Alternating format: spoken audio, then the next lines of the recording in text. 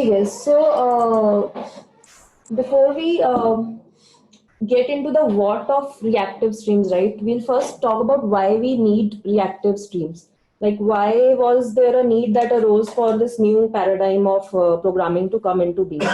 So basically, the thing was that in the past few years, the way that we develop applications at the back end has changed. Like, we have moved into a very microservice level architecture where we want that there should be small modular services, and we also want that these services should be scalable, they should be resilient, they should be fault tolerant, and all of these alongside the fact that they should be responsive.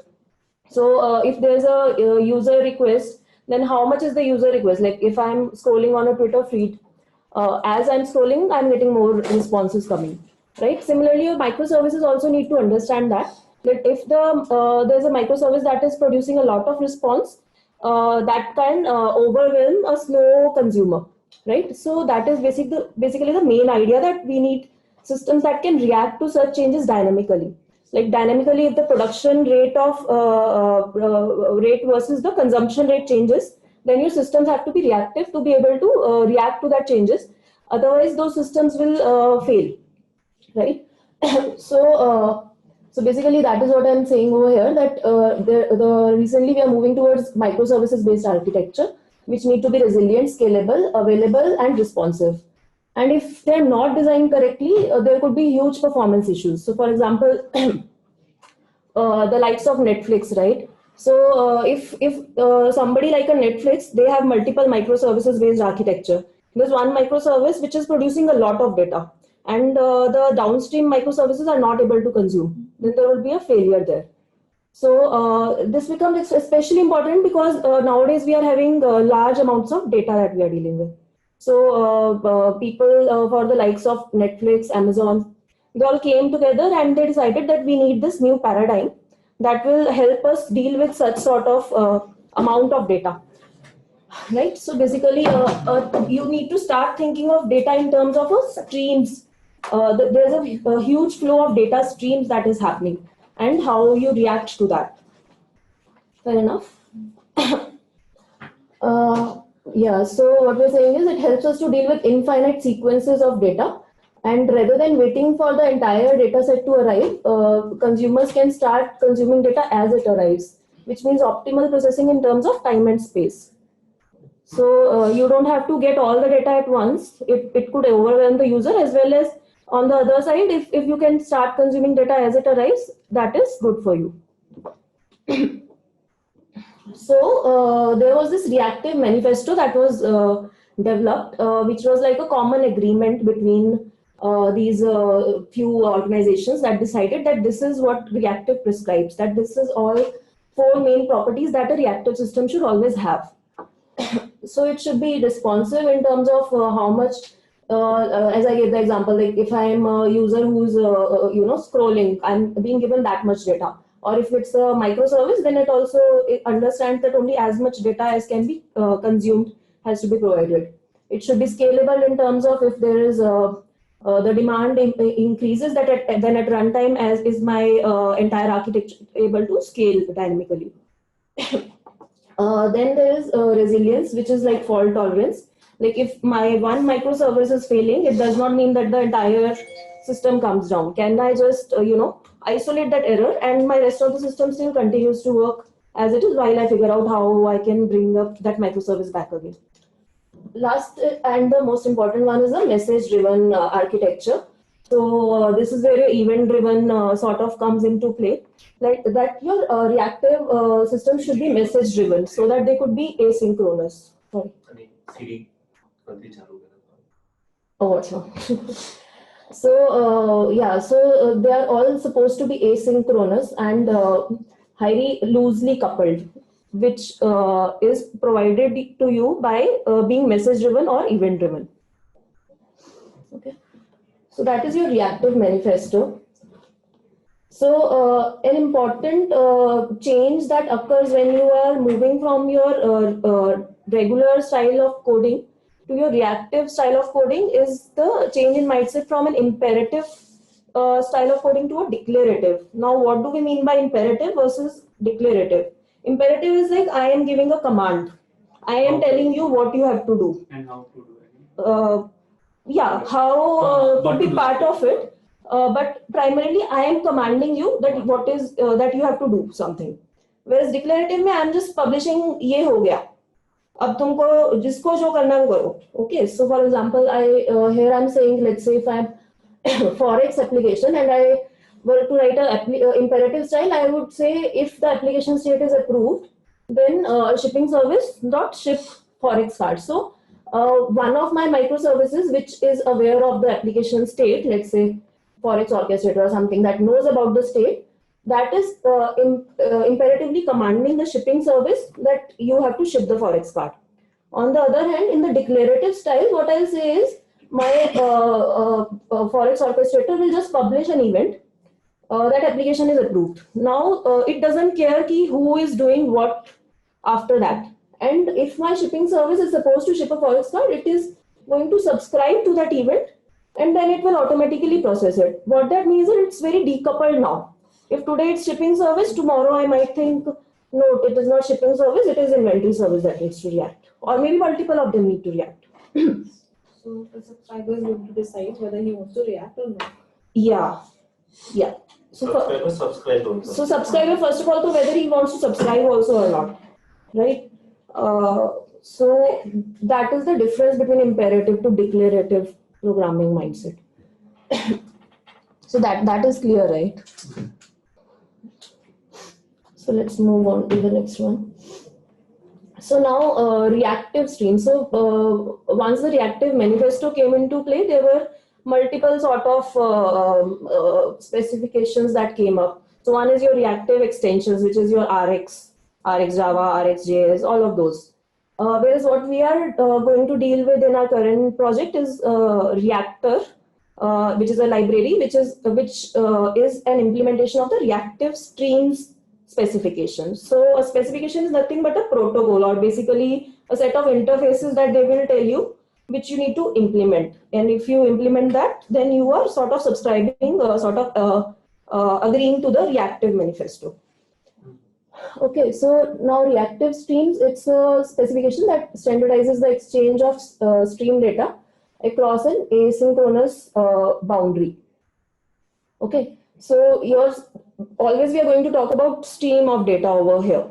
Okay, and how does it do that is via mean of the 4 interfaces which you have to implement if you want to say reactive streams is what what is the specification that you follow. So in that there are 4 main interfaces: publisher, subscriber, subscription, and processor. So publisher is the one who is supposed to publish the events. Subscriber is the consumer of those events.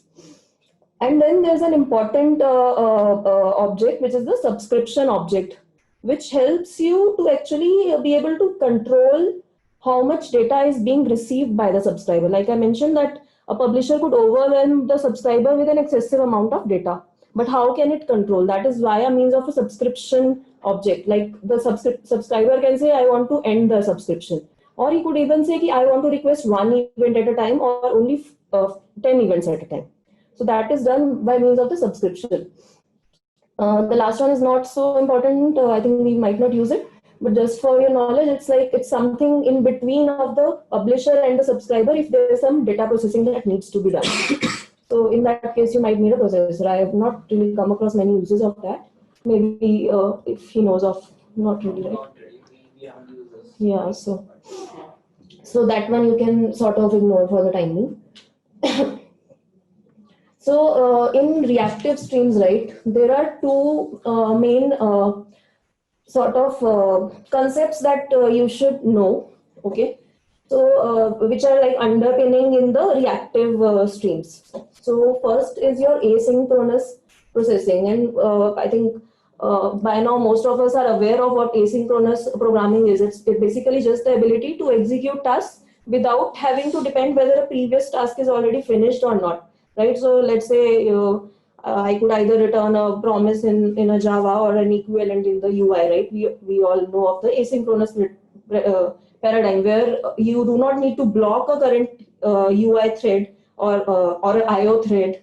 You do not need to block it if there's a slow IO process happening. Like if I, for example, have to make a call to the DB, then it's a slow call. I do not need to waste my thread to wait on that DB call to complete. Or maybe if it's a network call, I do not need to wait. I'll immediately return a sort of a promise, or in this case, will be a mono or flux which we'll learn about later. But you can immediately return, and then that thread can do something more useful, right? And later on, when that process is actually completed, that is when you can process it. So that is one part about asynchronous programming.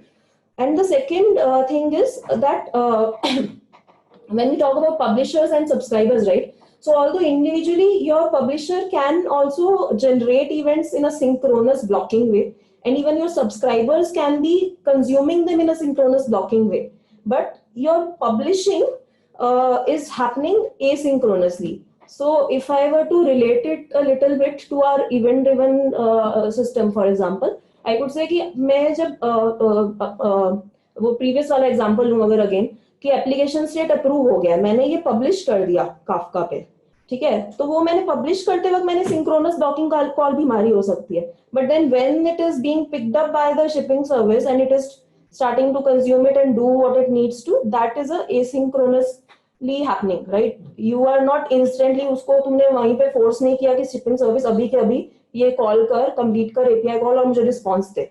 You are sort of decoupling that and you are making it an asynchronous thing, right?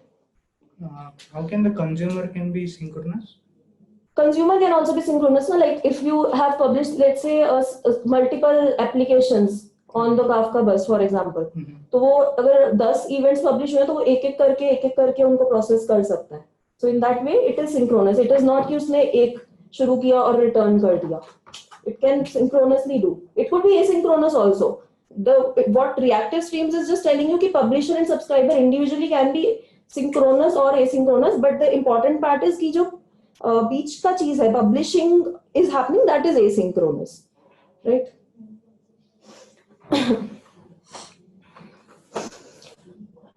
So next is about back pressure.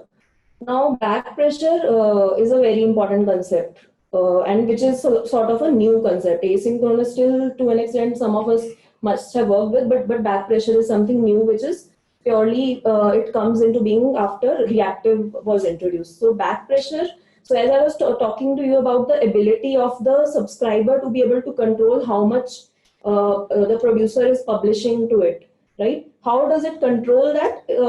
Is via means of a back pressure handling.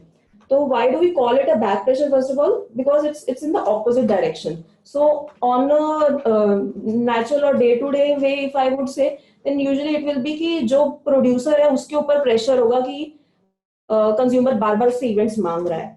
Here it is opposite कि consumer ने events मांगे थे पर producer ने इतने सारे events दे दिए कि consumer अभी उसको consume नहीं कर पाया. So it is like a back pressure. It is like in the opposite direction, right? So that is why it's called a back pressure. And so how does a subscriber control that? Is it can ask for one or more events, but it will always request this is the number of events I can process at a time. And publisher is bound by the reactive streams specification to honor that request. Okay.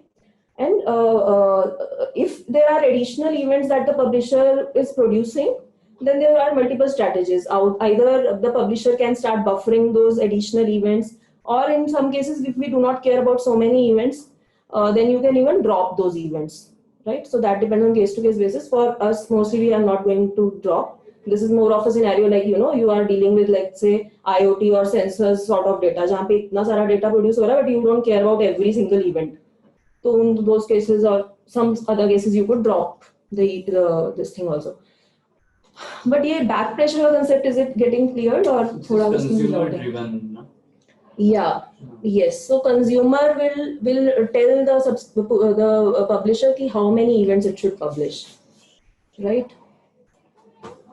So this is a very important concept. इसमें कुछ है doubt तो अभी पूछ लो या कुछ miss हुआ है तो वो भी पूछ सकते हो. ठीक है. हमारा next session होगा. I'm going to ask you some questions from this. So, surprise test. There's going to be a quiz. So you have to. Goodies भी कर सकते हैं. ठीक है. Okay. So after those two concepts are clear, which were asynchronous and back pressure, so let's move on to what are the actual interfaces or the protocol that you must abide by if you're following the reactive streams. Though first is the publisher, which is very simple. So it is an interface publisher of type T, and there's just one method which is subscribe, and it takes a subscriber.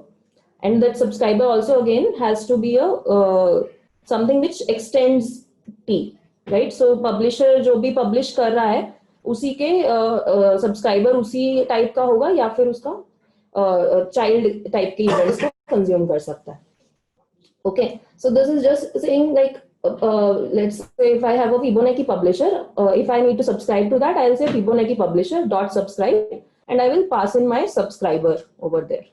Okay, and if the Fibonacci publisher is just publishing integers, then my subscriber will listen to integers or some subtype of that.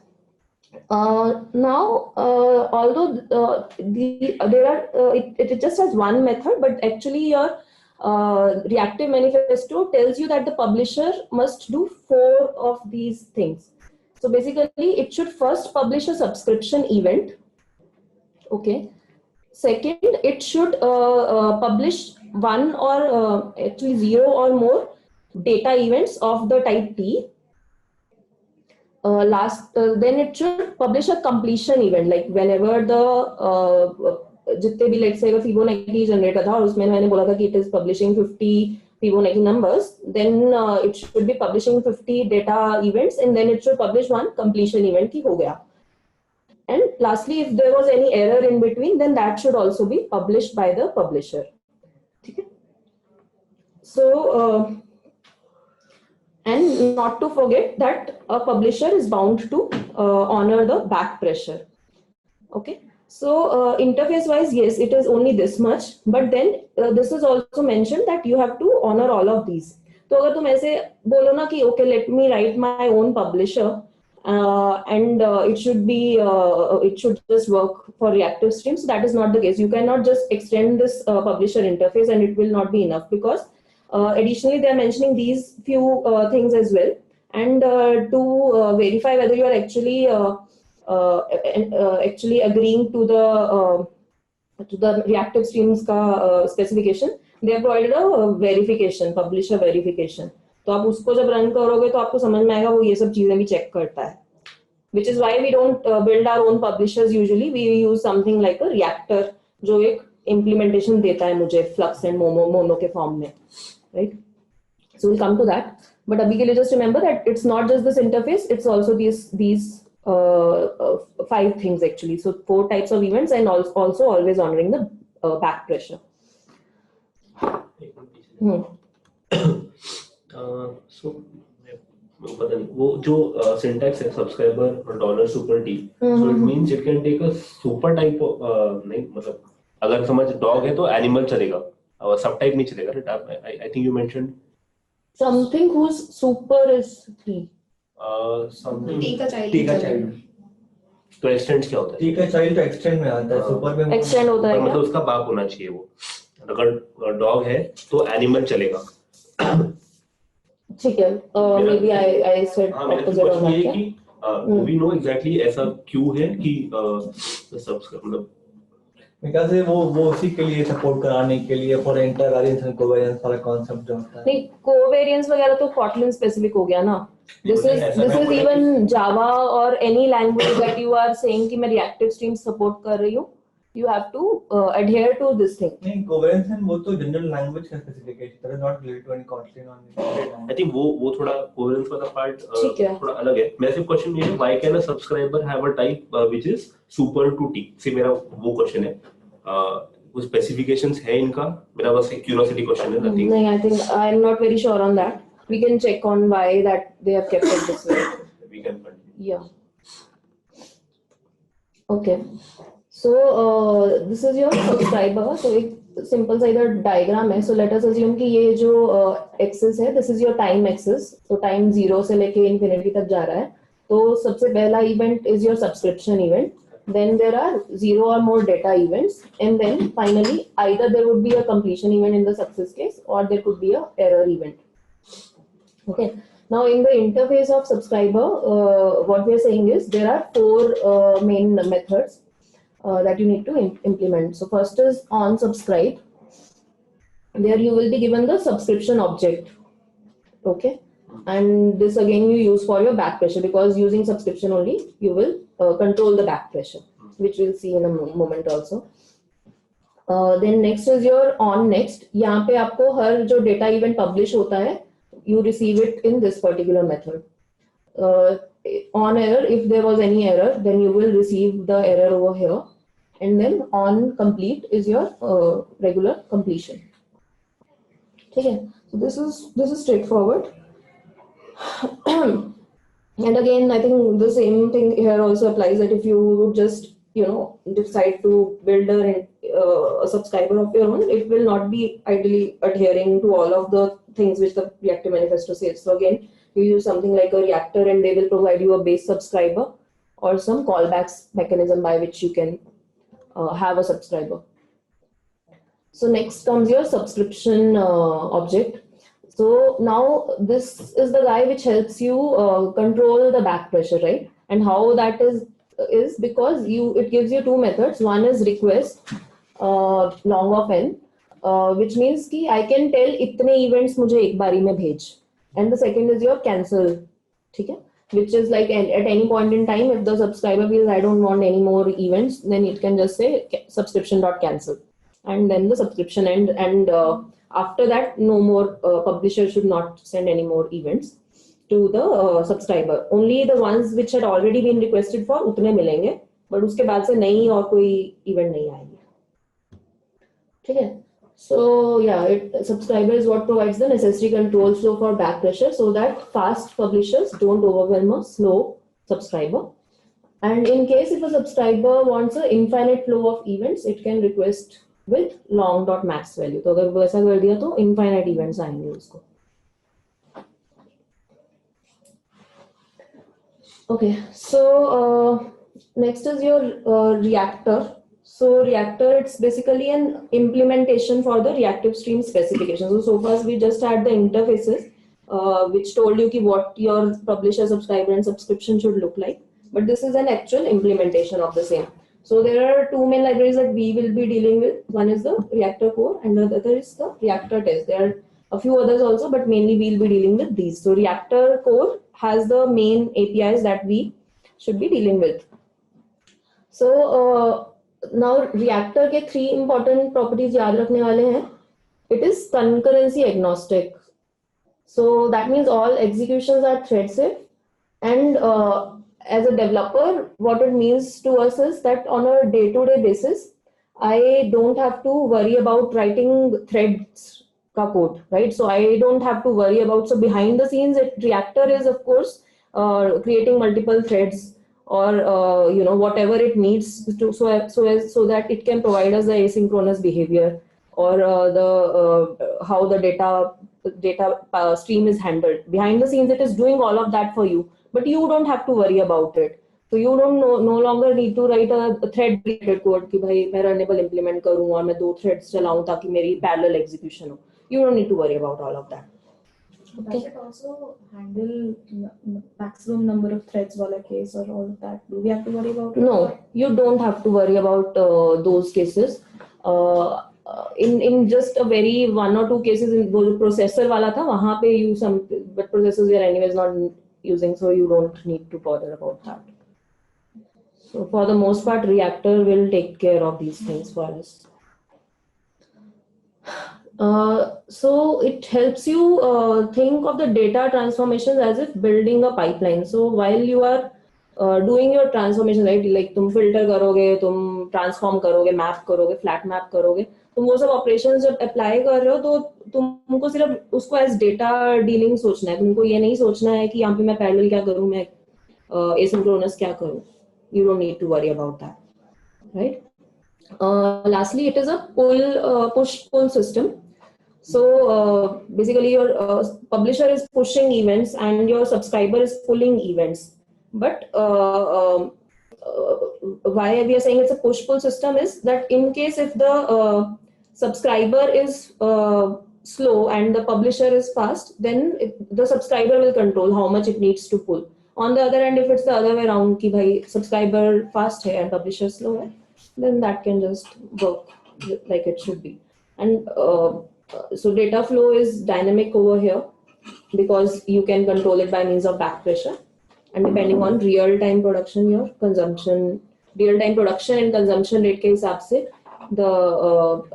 the flow of the data changes. Right. So reactor core में we have two main implementations of the publisher API. First is your Flux, which gives you 0 or more data events. More 0 1 होगा वहाँ पे. नहीं, वो mono के लिए है. So mono is what can give you at most one data event, means 0 or 1, and Flux is 0 or more data events. Okay, so as we talked, that reactor core has two main APIs. One is your Flux and the other is your mono for the implementations of the publisher interface. Okay, so now Flux, it can be a finite stream, an infinite stream, or an empty stream. In our case, we'll mostly be dealing with either finite or empty. Infinite is not so much of a use case, but ideally speaking, Flux can be used for infinite streams as well. Like camera वगैरह उसमें ना जो हाँ वो CCTV cameras sensors or any of those data जहाँ पे continuously data आता ही जाता है, right? Then इसके अंदर so in order to be able to construct a Flux publisher, you have a few methods that are given. So the first one is just, जिसके अंदर तुम where arg डाल सकते हो. So for example, I can say flux.just एक single string, or I can even say multiple strings. Then it will create a flux out of it, and then you can later on subscribe to it or whatever. F क्या है? Flux. Sorry. Flux.just. I'll verbally say that.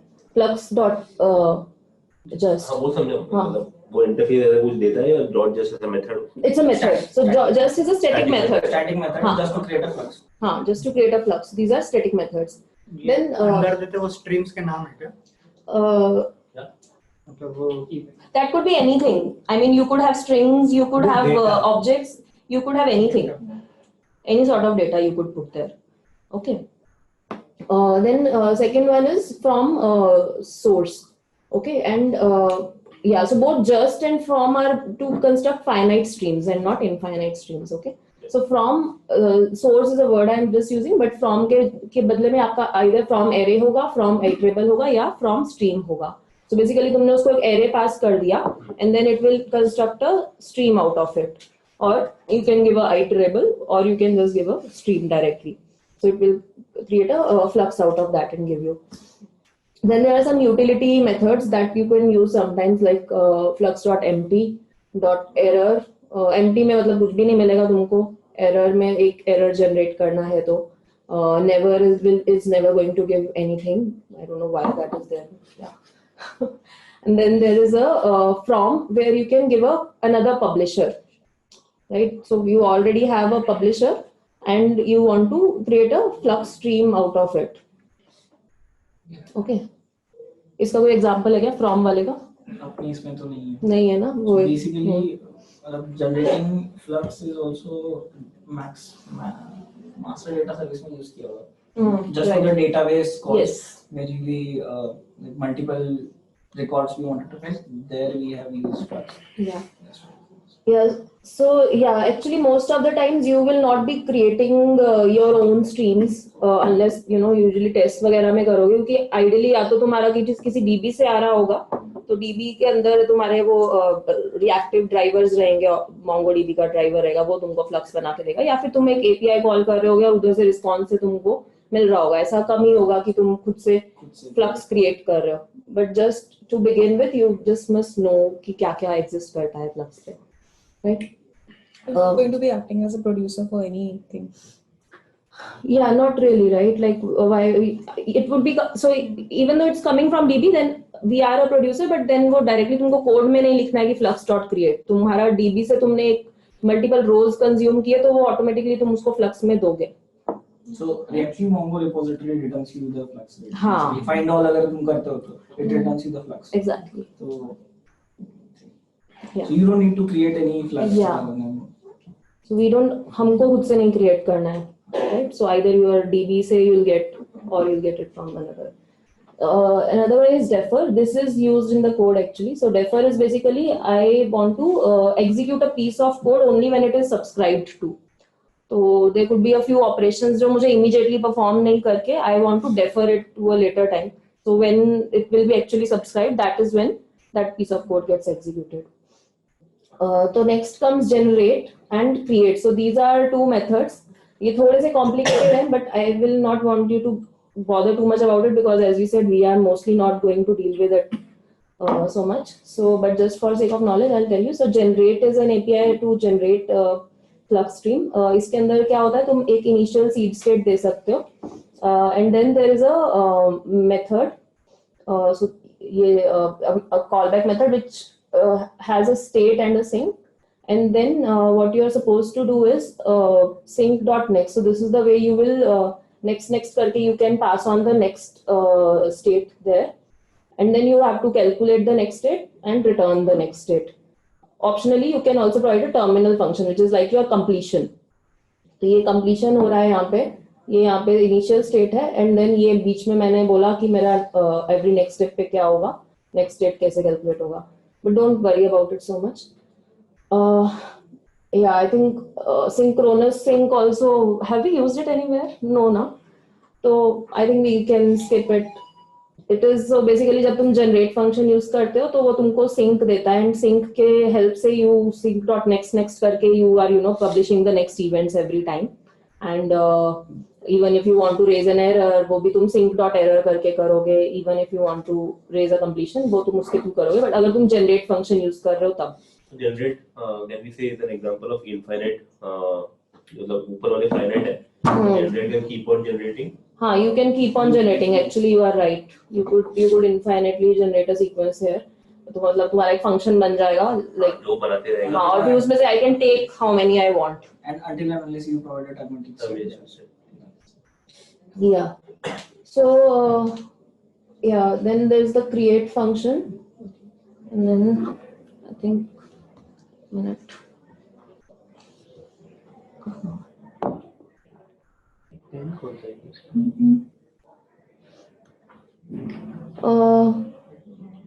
So there's a create function also, which is somewhat similar to generate. The difference being key, this guy does not handle the back pressure. Flux.generate handles back pressure. This one does not handle. And here we have a flux sync. I think we can skip this part because it will just confuse you all. And let's just move on to mono. Okay. So mono, as we said, it is at most one event. It is basically a subset of flux only because flux, but it is restricted to just one event, right? And so it will give you one event and after that a completion. Okay, so it's a finite stream. So इसके अंदर भी similar methods हैं. Your just method is there, mono.just करेंगे, जिसमें तुम one element ही दोगे सिर्फ. And there's another one which is just or empty. ठीक है, तो मैंने या तो एक दे दिया या फिर मैं यहाँ पे एक optional dot empty दे सकती हूँ, right? Then again you have from वाले similarly, जैसे उधर थे from वाले methods, तो यहाँ पे but all of these have to be single valued sources. Okay. So यहाँ पे from callable है, so I'm giving a callable which is, let's say, returning an array. There could be a from future, or it could be a supplier or a runnable. So all of these options are there. Array single. I mean single. So what will happen in this case, right? Compared to flux, flux में अगर मैंने 1 2 3 दिया तो एक एक करके एक on next में मिलेगा मुझे. जो मेरा सब्सक्राइबर का on next वाला मेथड है उसमें पहले 1 मिलेगा, फिर 2 मिलेगा, फिर 3 मिलेगा. वैसे मैंने मोनो बोला तो एक ही बारी में मुझे एक लिस्ट दे देगा.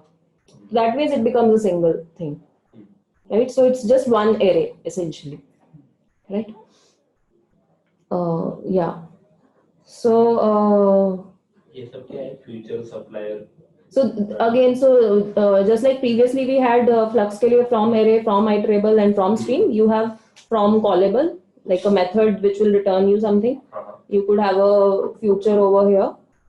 I have no idea what. ठीक है, we won't really need it so much, so don't worry about it. Supplier could be, again, supplier is just something that takes nothing, but it is going to return you something.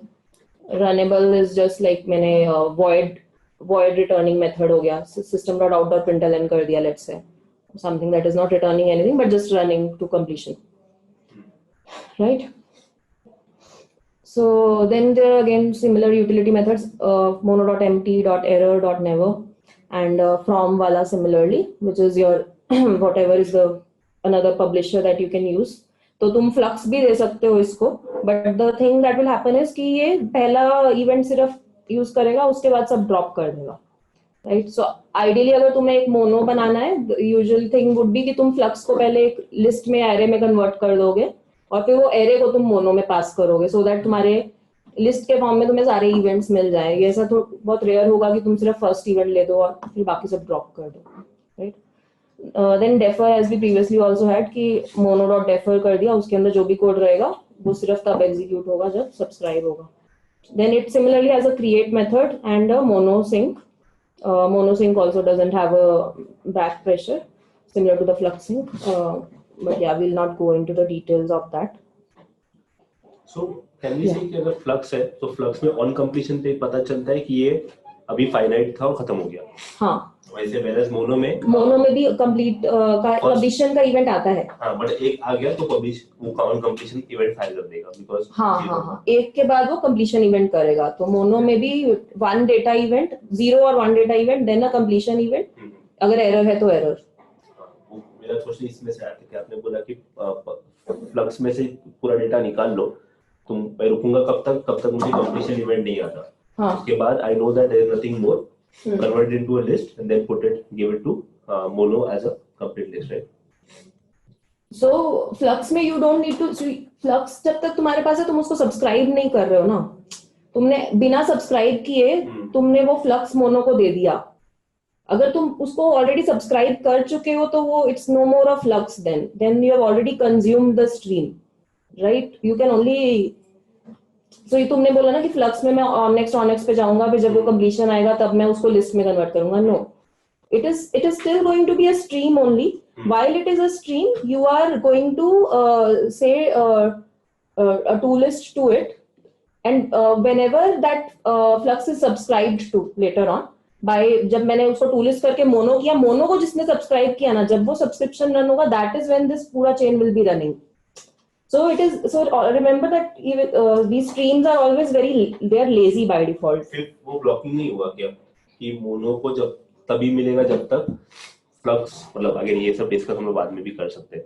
मेरा सिर्फ question ये था कि फिर वो blocking नहीं हुआ क्या कि जब तक फ्लक्स कंप्लीट नहीं होता. तुम्हारा पब्लिशर शुड बी ऐसा इवेंट कि जो तुम्हें एक ही